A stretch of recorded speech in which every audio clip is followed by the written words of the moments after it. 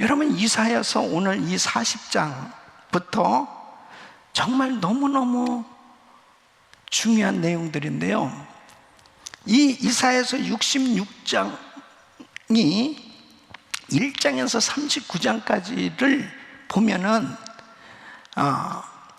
택함받은 하나님의 백성들이 불순종하고 불신앙으로 살아갈 때 하나님의 경고와 하나님의 이 책망, 그리고 하나님께서 내리시는 재앙, 이러한 것들을 통해서 깨닫게 해주시는 그러한 메시지들이었습니다.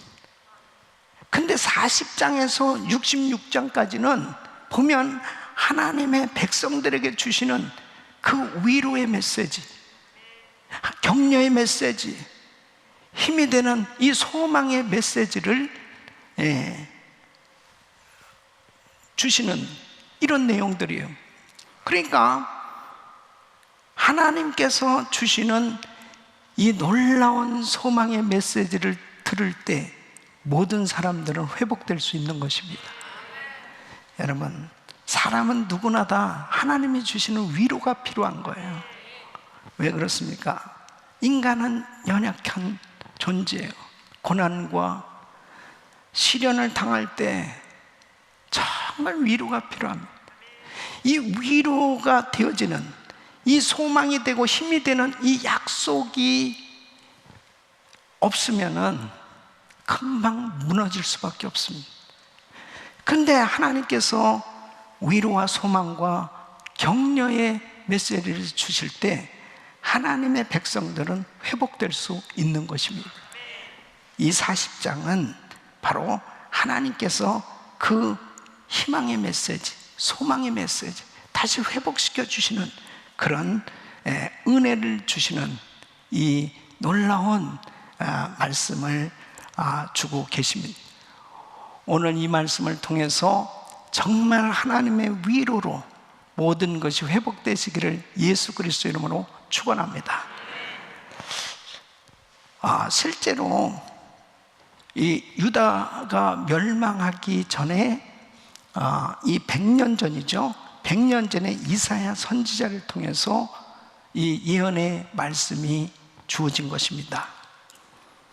이 40장은 이스라엘 백성들이 이제 불순종함으로 인해서 결국 전쟁으로 모든 것을 잃고 죽고 흩어지고 이제 포로로 잡혀가서 포로 생활을 하는 그들에게 하나님께서 희망의 메시지를 주는 겁니다. 위로의 메시지를 주는 거예요. 1절 말씀 보면 너희 하나님이 가라사대 때 너희는 위로하라, 내 백성을 위로하라. 유대인들이 포로로 끌려가서 가진 고생을 하면서 그 고통 가운데 살 때 하나님께서 그들에게 장차 이제 그 복역의 때를 다 끝내게 되었고, 그리고 모든 것을 회복시켜 주셔서 더 번성케 해주시겠다고 하는 이 메시지를 받게 되었을 때 얼마나 감격했겠습니까?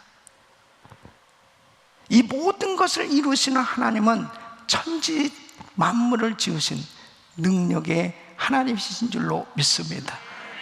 그 하나님께서 묶인 것을 풀어주시면은 열려지게 되는 거예요. 해결될 수 있는 겁니다. 하나님께서 위로해 주시는 이 위로, 격려해 주시는 이 은혜의 말씀을 받을 때 오늘 이 말씀을 듣는 우리 모든 성도님들에게 위로와 소망과 격려가 되어질 수 있기를 예수 그리스도 이름으로 축원합니다. 소망이 되고 힘이 되는 약속을 받으면 회복되게 되는 것입니다. 항상 우리는 때로 너무 힘들고 어려운 그러한 그 삶의 여정을 지낼 때가 있잖아요. 이렇게 정말 뜻하지 않게 사고를 당해가지고 정말 1%도 의사들이 살 수 없다고 이런 엄청난 사형 선고를 가든 상황에서 정말 부모로서 기가 막힌 거죠. 예. 그 다른 방법이 없잖아요. 하나님의 얼굴을 구하는 거죠. 근데 우리 하나님이 한번 이렇게 만져주시니까 이 아들이 이렇게 회복된 거 아니겠어요? 우리 사랑하는 성도님들 가운데 지금 참 힘들고 어려운 시간들을 보내는 분들이 있어요. 오늘 주님께서 주시는 이 위로의 말씀을 받고 격려의 말씀을 받고 일어나길 바랍니다. 힘을 얻으시길 바랍니다.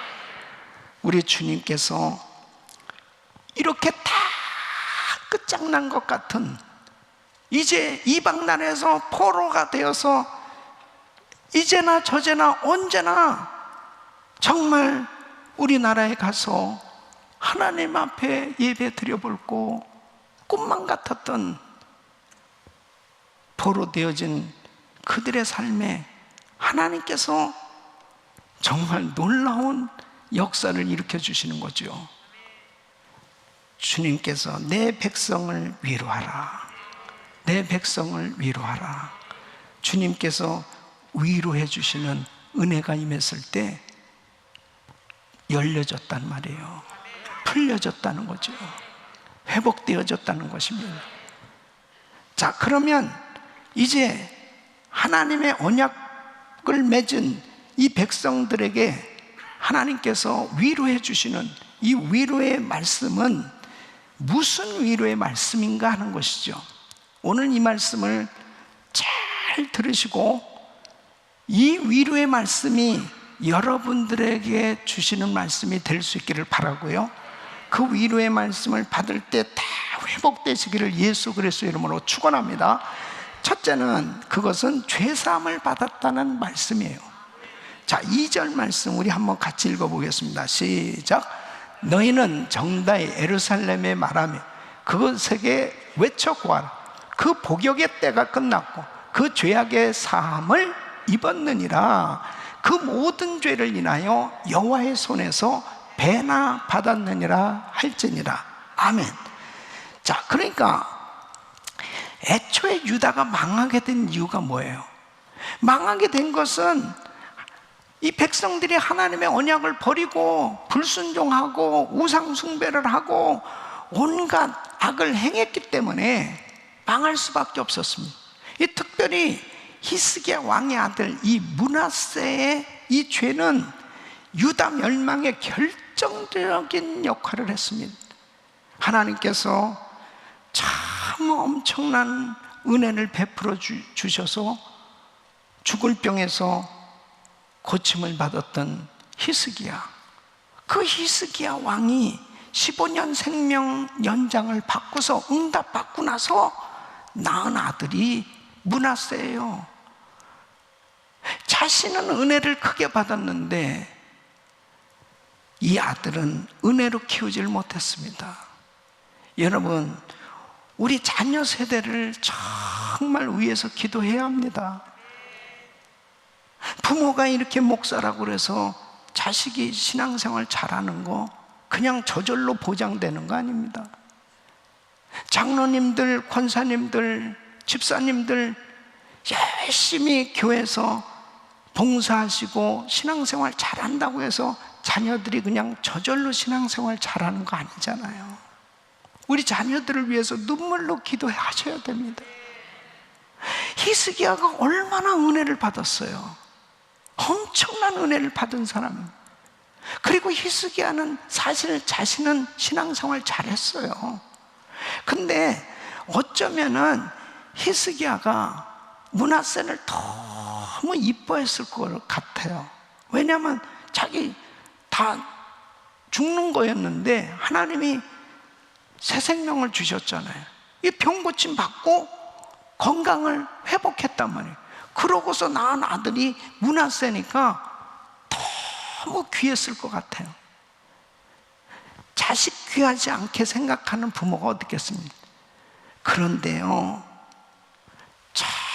정말 자식을 사랑한다면 은혜 받게 해야 합니다. 예수 잘 믿게 하는 것이 정말 진정으로 자식을 위한 길이에요. 물질을 물려주고 재산을 물려주고 세상적인 그런 모든 것을 자식에게 주는 것, 그것도 참 귀한 거겠지만 그거보다 더 귀한 것은 신앙의 유산을 물려주셔야 돼.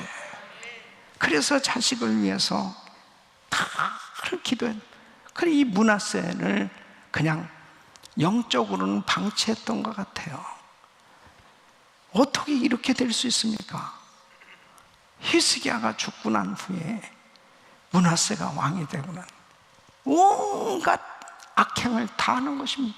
우상숭배는 다 하는 거예요. 예.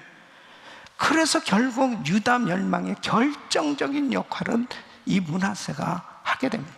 그러니까 아버지 히스기야와 므낫세는 완전히 삶이 다른 거예요. 그래서 저는 제가 정말 이 1000번째 기도를 하면서도 다음 세대를 위해서 구체적으로 기도하기를 원하는 거예요. 예? 저도 제가 뭐 은혜교회를 그냥 목회할 수 있는 게 아니잖아요. 예. 제 다음 후임자가 누가 오더라도 정말 이 영적으로 신앙적으로 우리 선교 모든 사역을 다 계승해서 그대로 주님 오시는 그날까지 우리 은혜교회는 이 기도의 불이 꺼지면 안 되는 것입니다. 예배의 불이 꺼지면 안 되는 것입니다.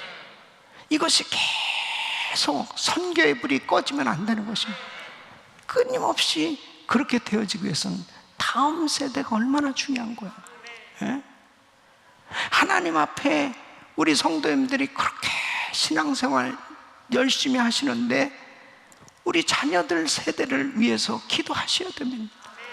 히스기야는 나름대로 신앙생활 잘했는데 므낫세에서 무너져 버렸습니다. 하나님, 므낫세 같은 자식을 정말 세우게 된다면 그것은 하나님 영광 가리는 거 아니겠습니까? 다윗 세대에 얼마나 신앙생활 잘했습니까? 이 솔로몬 때 참 솔로몬이 마지막 부분에서 실패하게 됐잖아요. 처음에는 잘했어요. 솔로몬이 1000번째 기도했잖아요. 근데 응답받고 너무너무 엄청난 하나님의 축복을 받고서 관리를 못했어요. 하나님께 여러분 응답 받았을 때 이 응답은 하나님께 영광이 되도록 하나님 앞에 올려드려야 되는 것입니다. 거기까지 돼야 돼요. 응답 받은 것으로, 어쩌면은 히스기야 왕은 병 고침 받고 응답 받은 것으로 기뻐했던 것 같아요. 그 다음에 자기의 몸을, 건강한 몸을 하나님의 거룩한 사역을 위해서 쓰임을 받았어야 되는 거예요. 그래서 자녀도 그렇게 잘 영적으로 은혜 받을 수 있도록 양육했어야 되는 거예요. 이것이 참으로 중요한 것입니다. 이 므낫세의 죄가 결국 하나님 마음을 아프게 했습니다. 그래서 이제 그때부터 이 유다는 망하기 시작했는데, 이렇게 돼서 결국 이 유다가 엄청난 고통 가운데서 바벨론의 포로로 잡혀가고 망하게 됐단 말이에요. 열왕기하 23장 26절로 27절 우리 같이 한번 읽어보겠습니다. 시작. 그러나 여호와께서 유다를 향하여 진노하신 그 크게 타오르는 진노를 돌이키지 아니하셨으니 이는 므낫세가 여호와를 경노케 한 그 모든 경노를 인함이라. 여호와께서 가라사대 내가 이스라엘을 물리친 것 같이 유다도 내 앞에서 물리치며 내가 뺀 이 성 예루살렘과 내 이름을 거기 두리라 한 이 전을 버리리라 하셨더라. 그래서 결국 이 므낫세 때문에 하나님을 경노케 한, 하나님을 정말 화나게 하는 이런 우상 숭배로 인해서 결국 나라가 망하게 되었다는 것입니다. 그러니까 여러분, 지도자가 얼마나 중요한 겁니까? 지도자 한 사람이 하나님을 바로 잘 섬기면 그 공동체가 복을 받는 거예요. 지도자가 이렇게 악행을 저지르니까 그 공동체가 하나님의 진노를 받을 수밖에 없습니다. 그래서 여러분, 이 미국의 대통령을 위해서도 기도하셔야 됩니다. 위정자들을 위해서 기도하셔야 됩니다. 또 대한민국의 대통령을 위해서, 그리고 이 북한을 위해서도 기도하셔야 되는 것입니다.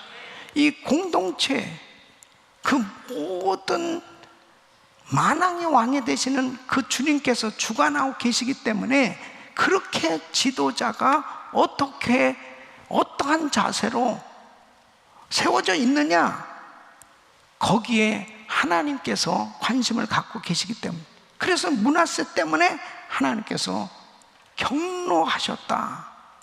여러분, 역설적으로 보면 정말 하나님 마음을 시원케 해드리는, 정말 주님의 기쁨이 되는 신앙이 된다면 우리 주님께서는 내가 생각만 해도 응답해 주시는 하나님의 축복이 임할 줄로 믿습니다. 그래서 우리는 항상 어떻게 하면 하나님께 기쁨이 되는 그런 신앙이 될까, 그런 은혜가 있기를 바랍니다.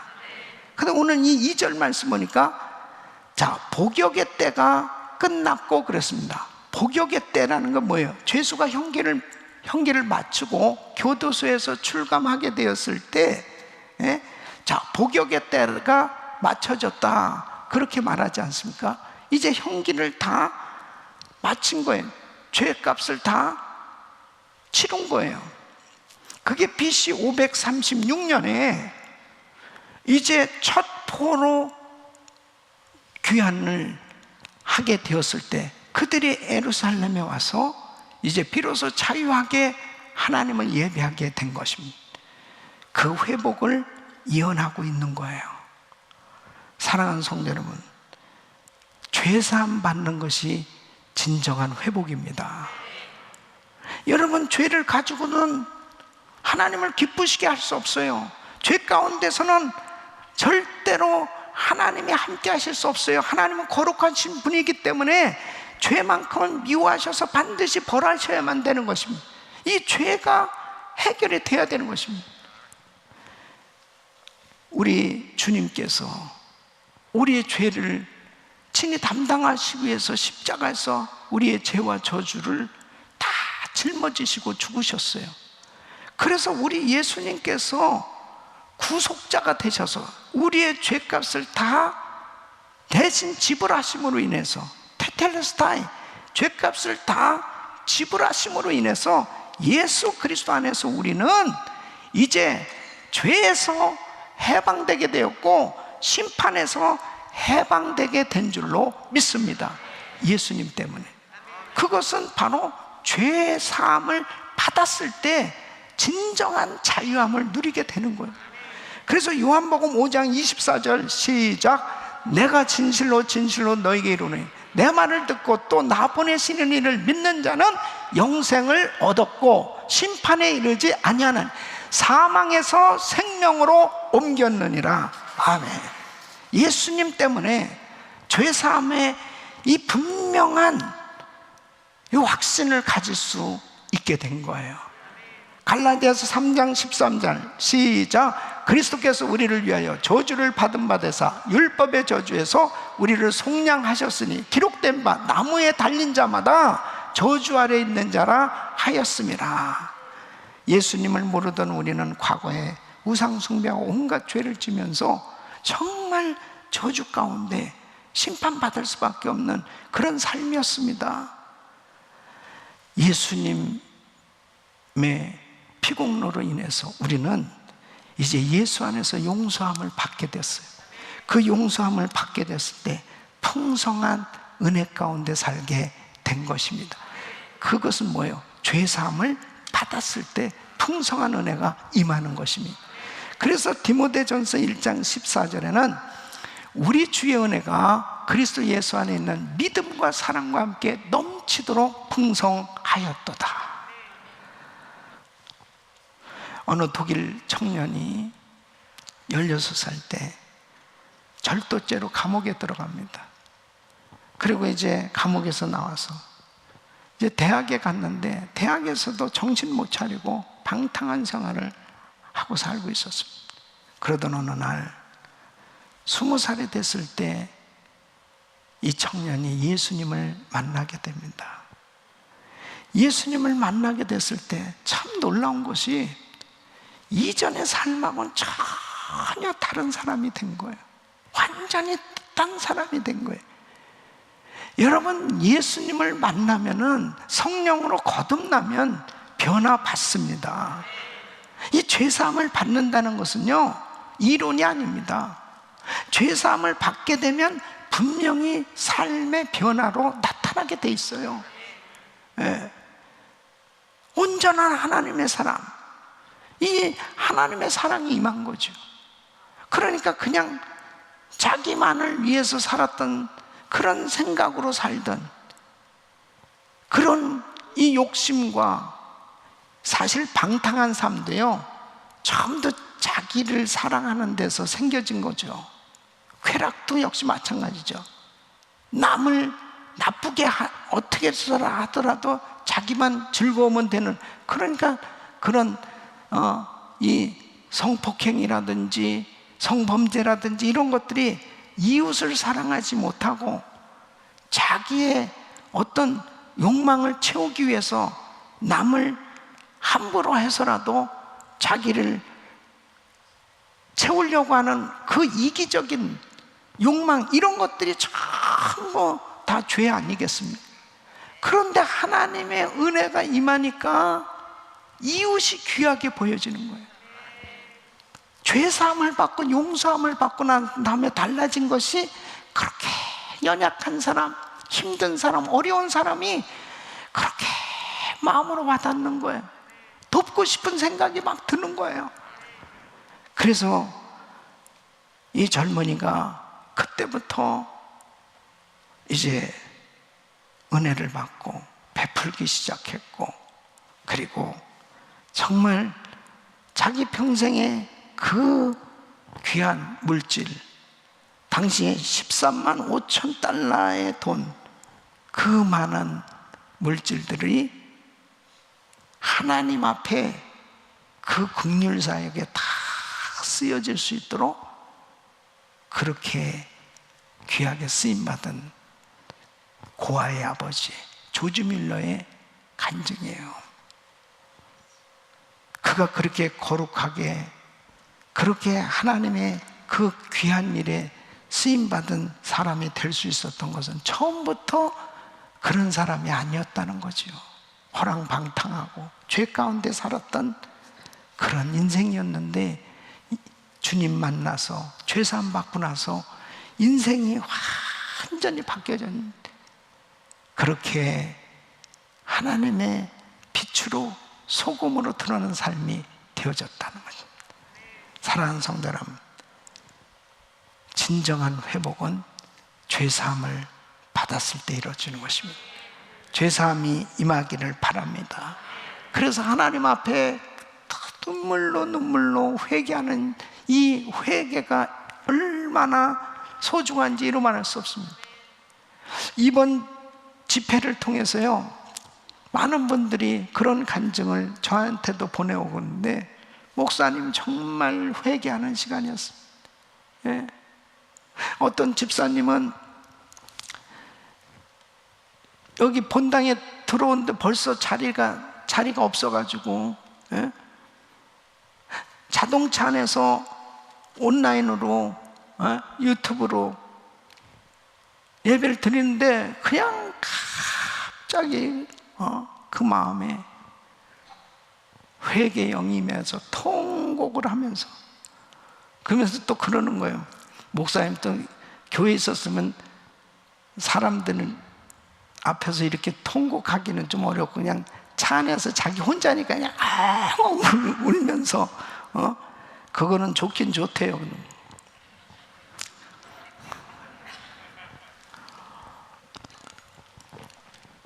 그게 은혜잖아요. 정말 눈물이 회복돼야 됩니다. 눈물이. 회개. 그리고 회개하고 나면 어떻게 되냐면요, 날아갈 것 같이 좋은 거예요. 그냥 기쁨이 충만해지는, 복역의 때가 끝났고, 하나님 앞에 나의 죄를 회개했을 때, 우리가 우리 죄를 자백하면 저는 미보시고로서 우리의 죄를 사하시고 우리를 모든 불의에서 깨끗게 하실 것이요, 하나님 앞에 회개할 수 있기를 바랍니다. 회개의 영을 부어 주시옵소서. 이미 나는 예수 믿고 죄사함 받았는데 내가 살아가면서 짓는 이 자범죄가 있잖아요. 하나님 앞에 순간순간 짓는 이 죄들을 주님 앞에 잘 회개할 때 우리 심령이 정결해질 수 있는 것입니다. 그럴 때 주의 음성이 들려와요. 그럴 때 주님이 만져주시는 은혜가 임하는 것입니다. 오늘도 우리가 기도할 때 회개할 수 있는 시간이 될 수 있기를 바랍니다. 이 죄사함이 진정한 회복이에요. 두 번째는 하나님이 직접 이스라엘에 오신다는 말씀입니다. 무슨 위로의 말씀입니까? 어떤 위로를 주시느냐? 이스라엘의 회복은 어떻게 나타났느냐? 바로 하나님이 직접 임하실 것을 말씀하셨습니다. 이건 어마어마한 은혜죠. 그래서 3절로 4절 우리 한번 같이 읽어보시면 시작. 외치는 자의 소리여, 가로되 너희는 광야에서 여호와의 길을 예비하라. 사막에서 우리 하나님의 대로를 평탄케 하라. 골짜기마다 도두어지며 산마다 작은 산마다 낮아지며 고르지 않은 곳이 평탄케 되며 험한 곳이 평지가 될 것이요 그랬습니다. 자, 이스라엘 백성들이 너무너무 안타까운 거예요. 성전 파괴됐죠. 그리고 이제 포로로 잡혀가서 회복의 가능성이 1%도 없는 거죠. 절망 가운데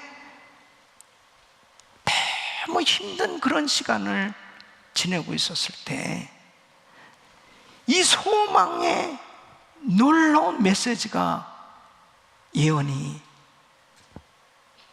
이 놀라운 말씀이 그들에게 주어진 것입니다. 시내 산에서 영광으로 나타나셨던 그 하나님, 그 하나님이 이 백성들에게 직접 오신다는 거예요. 직접 오셔서 역사하시겠다는 거예요. 여러분, 이런 말씀을 들었을 때 정말 귀를 의심케 하는 이런 메시지 아니겠어요? 획기적인 소식이죠. 영광스러운 소식이죠. 와, 하나님이 오셔? 그 하나님께서 오시는 것보다 더한 축복이 어디 있겠습니까? 오늘도 우리 주님이 우리 예배 가운데 친히 임재하신 줄 믿으시기 바랍니다. 하나님께 나간 자는 반드시 그가 계신 것과 자기를 찾는 자들에게 상 주시는 이심을 믿어야 할지니라. 바로 우리 주님이 함께 해주신다는, 그것보다 더한 은혜가 어디 있겠어요? 이게 진정한 위로잖아요. 우리가 기도할 때 이런 음성을 들을 때가 제일 위로가 되잖아요. 사랑하는 종아, 사랑하는 아들아, 내가 너를 안다. 내가 너와 함께하고 있어. 이런 말씀을 들으면 어때요? 정말 모든 그냥 피곤이 싹 풀어지잖아요. 오늘 주님이 여러분에게 이렇게 말씀하세요. 사랑하는 딸아, 사랑하는 아들아, 내가 너를 안다.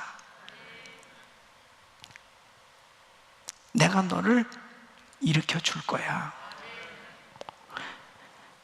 지금 포로로 잡혀가서 절망 가운데서, 여러분 바벨론에서 70년 포로 생활하면 70년, 우리나라가 일제 치하에 36년도 얼마나 길었습니까? 36년도.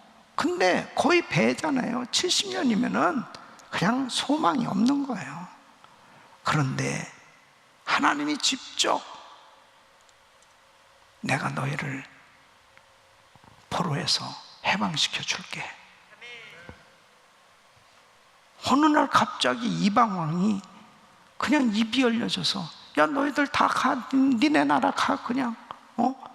아니, 어떻게 그럴 수가 있겠습니까? 성전 건축하는 거, 그거 내가 다 도와줄게. 우와, 그럴 수 있습니까? 하나님이 하시면 되는 거죠. 하나님이 하시면. 예? 하나님께서 직접 오셔서 이스라엘 백성들을 회복시켜 주시겠다.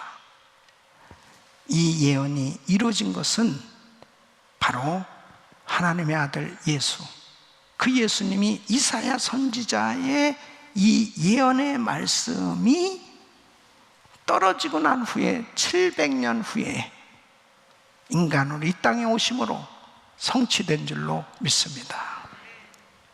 하나님의 약속은 다 그대로 이루어집니다. 그래, 우리 예수님께서 이 땅에 오시기 전에 세례 요한을 보내셨습니다. 그 세례 요한이 회개하라, 천국이 가까웠느니라 그러면서 바로 주님 오시는 그 길을 평탄케 하고 예비하는 그 일을 하였습니다. 그래서 오늘 이 3절 말씀 보면 외치는 자의 소리여 가로되 너희는 광야에서 여호와의 길을 예비하라 그랬습니다. 바로 주님 오시는 그 길을 예비할 수 있도록 하나님께서 그 심령에 통회하고 자복하고 회개할 수 있는 그 심정으로 하나님을 만나기를 사모하는 그 마음의 준비가 되어진 그 심령에 우리 주님이 만나 주시는 거예요. 그래서 세례 요한을 통해서는 회개의 역사가 일어났습니다. 계속 침례를 주며 그들에게 회개의 역사가 일어났습니다. 이제 내 뒤에 오시는 이 바로 예수님이 오시면 불과 성령으로 세례를 준 그 예수님을 만날 수 있으려면 그 마음의 준비가 돼야 되는 것입니다. 그래서 시편 34편 18절에는 여호와는 마음이 상한 자에게 가까이 하시고 중심에 통회하는 자를 구원하시는도다. 여러분, 마음으로 주님을 만날 준비가 되십시오. 그것이 바로 통회하는 심령입니다. 통회하는 심령.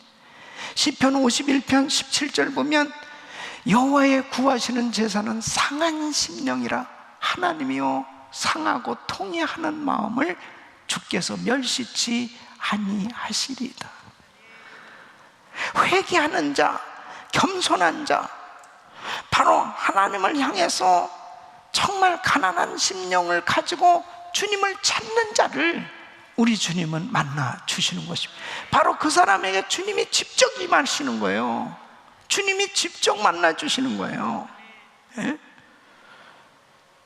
이스라엘에 스스로 어렵다고 생각하고 강하다고 생각했던 교만한 사람들을 우리 예수님은 배척하십니다.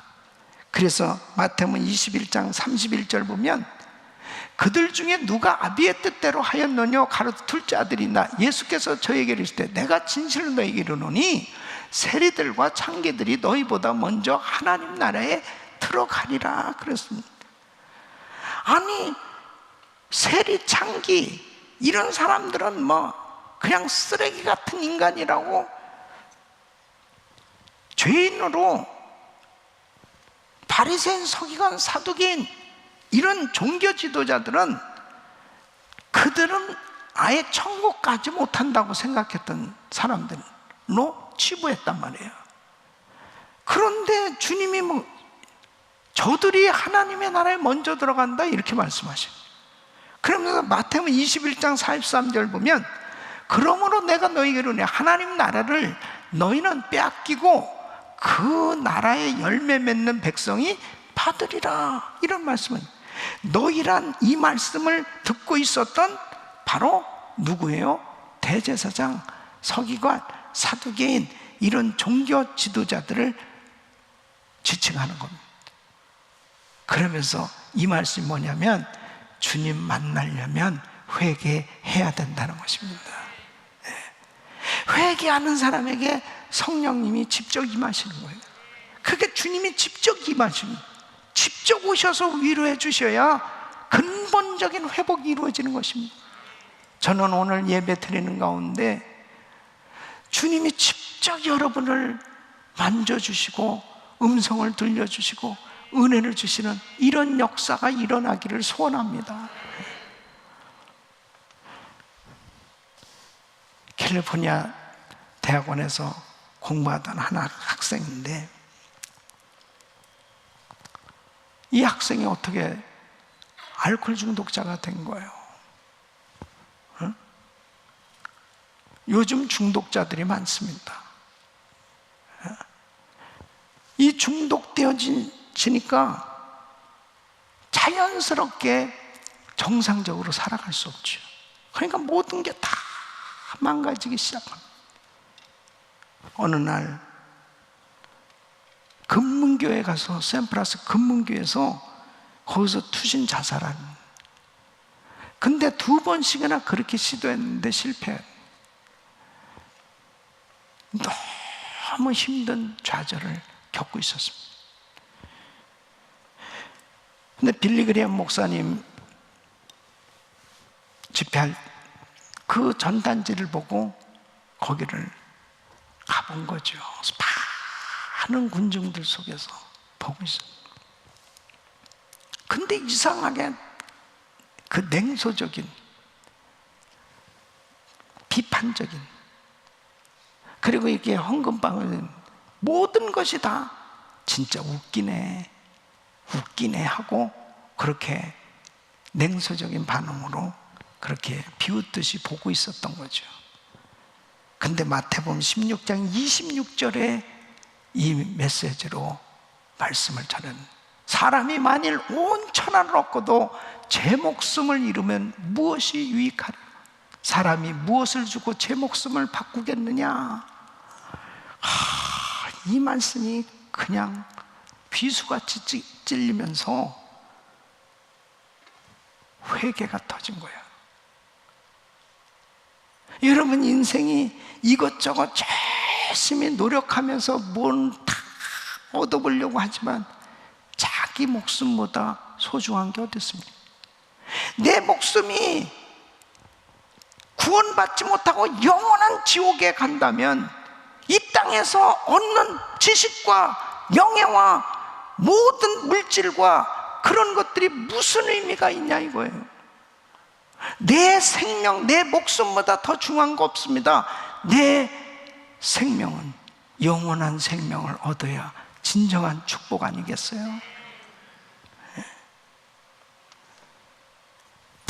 자기 목숨을 잃으면 무엇이 유익하냐 말이에요. 어떤 사람들 참 보면요, 죽기 살기로 일합니다.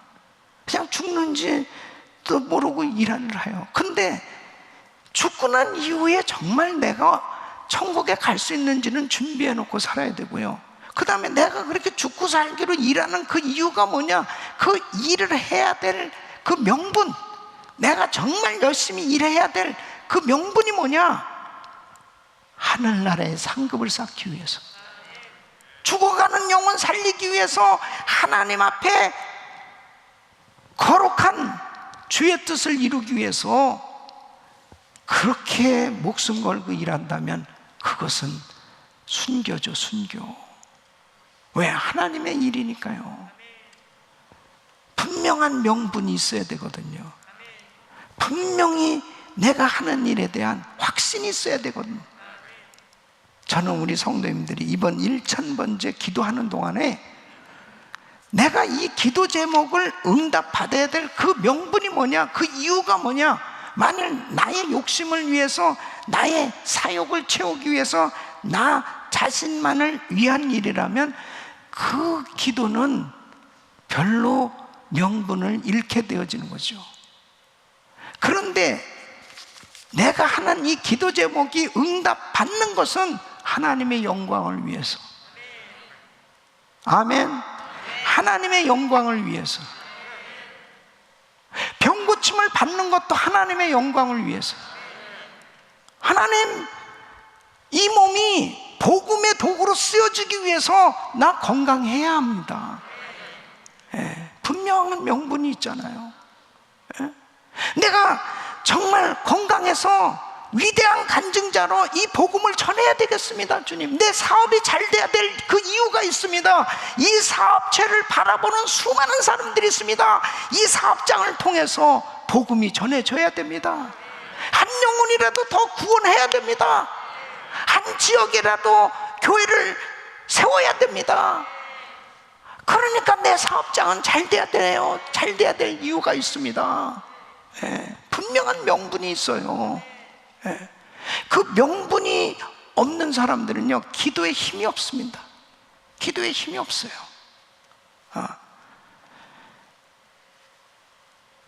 이런 기도를 주로 하죠.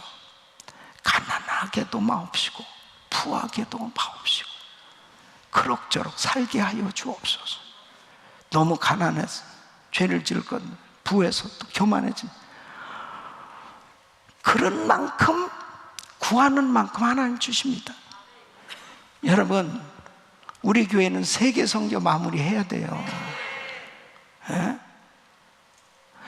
우리 교회는, 우리 성도님들은 사업 잘 하셔야 돼. 부자들 되셔야 돼. 저는 이렇게 확신 있게 얘기할 수 있는 이유가 뭐냐? 우리는 전 세계 지금 58개국에 340명의 선교사님들이 사역하는데 아직도 지금 엄청나게 선교지에 사역할 일들이 너무너무 많습니다.